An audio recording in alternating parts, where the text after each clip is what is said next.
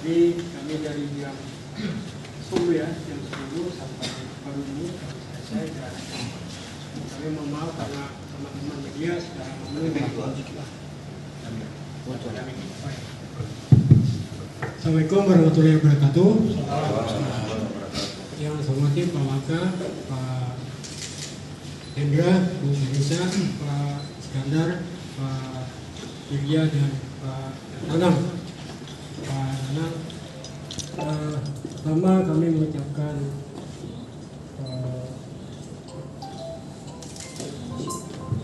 permohonan maaf karena teman-teman, bapak-bapak, para media sudah lama menunggu. Kami dari tadi jam 10 dan baru selesai pada pukul 20 tadi terkait pembahasan pleno, di mana kami sudah memutuskan dan juga berdasarkan dari surat dari Pak Ketua KPRI nomor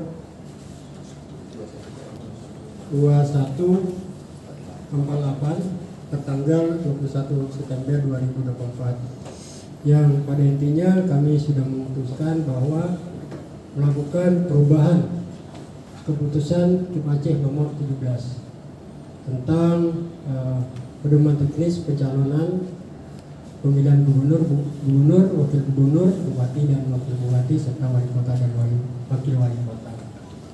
Dan yang kedua, kami juga sudah memutuskan terhadap hasil penelitian persyaratan administrasi calon di atas nama Pak Bustami Hamzah dan Muhammad Fadil Rahmi, dan juga kita sudah melakukan penetapan pasangan calon gubernur dan wakil gubernur Aceh tahun 2024, di mana berdasarkan hasil keputusan kami, forum memutuskan bahwa pasangan Pak Bustami Hamzah dan Pak Muhammad Fadil Rahmi dinyatakan memenuhi syarat.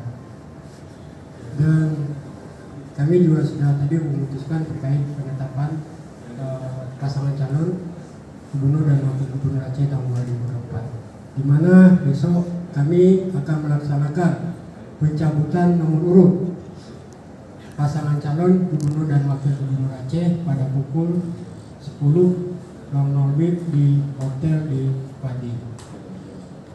Ya, pengundian nomor urut untuk untuk calon gubernur dan wakil gubernur Aceh tahun 2024. Mungkin itu saja.